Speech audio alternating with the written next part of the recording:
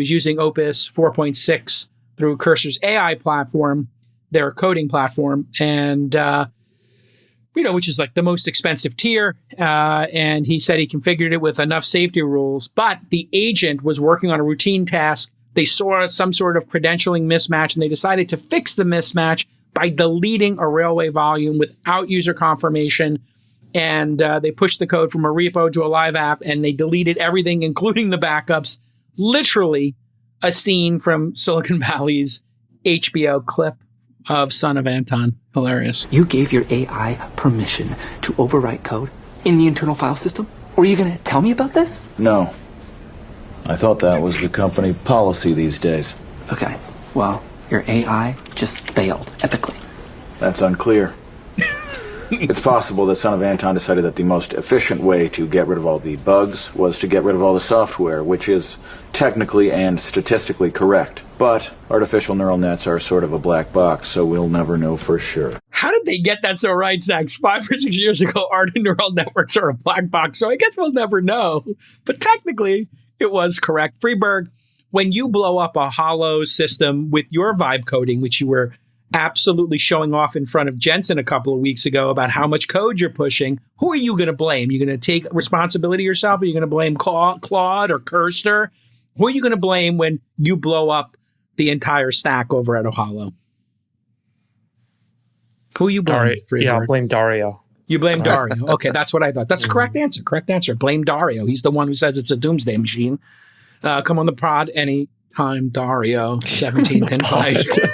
Dario. I mean, I've invited the guy like 17 times. He is totally going to be. He wants nothing to do with this podcast. Actually, let me speak to that. So I think that there's maybe a misperception that this error occurred because of, quote unquote, AI scheming.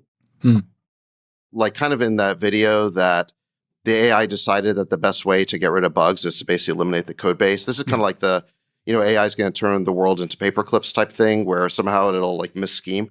That's not really what happened here. This is a case of just of old-fashioned bugs occurring at an edge case.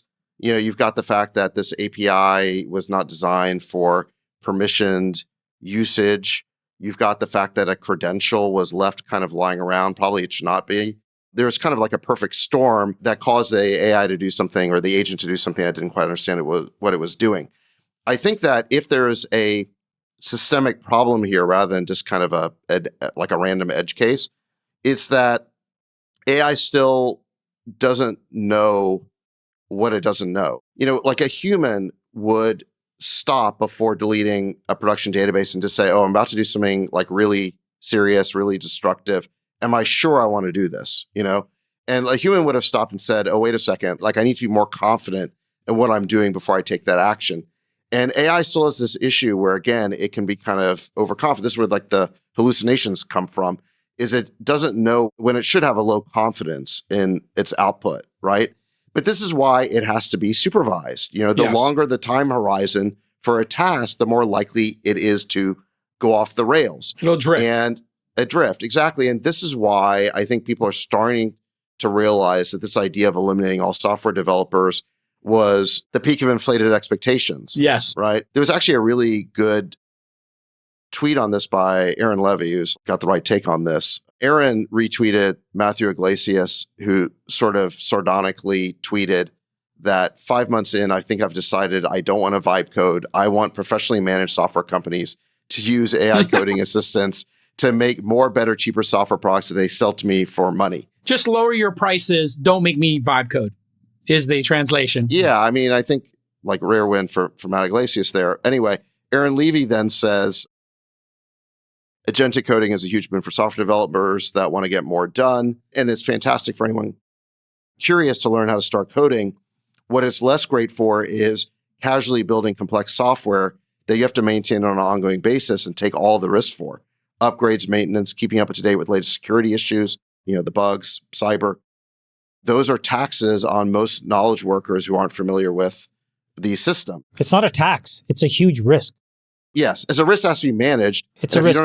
People will get fired because there will be some public companies where some goofball tries to vibe code their way out of something and they're going to torch the enterprise value. It's going to be glorious to watch.